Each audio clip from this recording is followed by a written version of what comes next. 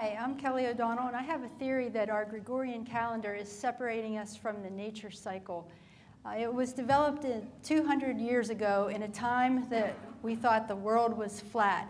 It's illogical and it's crude in a sense. It was developed in a time when Galileo was put under house arrest and Giordano Bruno was burned at the stake for teaching that the earth went around the sun. Just imagine if we suppressed our communication technology for the last 200 years. We'd be instead of using smartphones, we'd be using Morse code. Yeah, I know it's like texting, okay? It's kind of a bad example. But unfortunately, though, our calendar starts on January 1st, and that's just a man-made day when a man-made ball falls down in front of a bunch of advertising, and it's just a reason to get twisted and drunk. It's nothing celestial happens on that day. And I say, hey, why not get twisted and drunk on a real day that the real ball, the sun, falls down in the sky on the winter solstice? And that's the beginning of the light cycle. And the next weird thing about our calendar is it's got this shifting 14-year cycle. And unless you can memorize Zeller's rule, and there will be a quiz, you cannot predict what a future day and date is going to be. At least I can't. Just imagine if our week lengths were different lengths. How crazy would that be? I mean, it's whack. You'd have to constantly refer to a sheet of paper to figure out what the next was going to be. So why do we tolerate this in our calendars? It causes the first of every month to constantly shift, and sometimes it causes holidays to fall right in the middle of the week. And then we don't like it, and we celebrate it on the weekend anyway, because, yeah. So then our months' names are whack too. Take July and August for Julius and Augustus Caesar. I mean, who celebrates that anymore? Well, maybe some people celebrate Caesar, but yeah, he looks pissed. I better hope we don't invent a time machine, or else I'll be facing the lions there.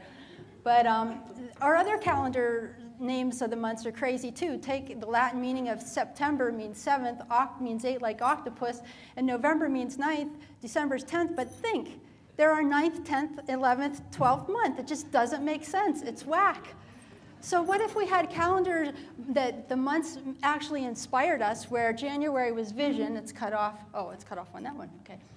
January was vision, and we connected with the light cycle, we reflected back, and then we arrived at wisdom.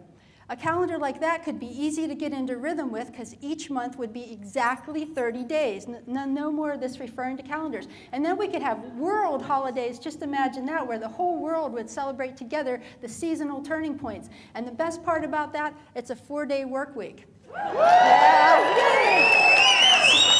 So what are the roadblocks to celebrating the sun cycle? Well, I think like Pope Gregory, because when you think about it, most people don't even think of the word Sunday as having the word S-U-N in it.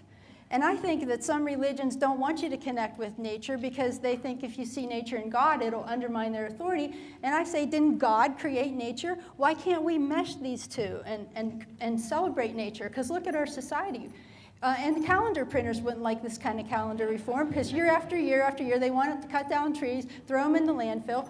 And I say, hey, the internet has sucked up TV, books, music, movies. Why not the calendar, too?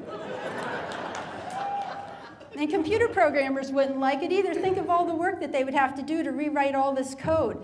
And I know what you're thinking. It could be a Sputnik moment, right? Put full employment to all the programmers. That says, will China buy my code? Yeah, we owe them, so. And then conspiracy theorists wouldn't like it either. They'll think that it's the work of aliens, the New World Order, the Illuminati, the devil, the Antichrist. But unfortunately, this disconnection has disconnected us from celebrating the sun and solar energy.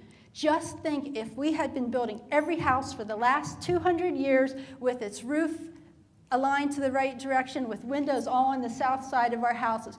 Less need to go to war for oil and less pollution from oil. So that's what I'm hoping the big moment is going to be at the end of the Mayan calendar. The big revelation is that winter solstice, that's the true beginning of our calendar, is return to the light and the light cycle and nature.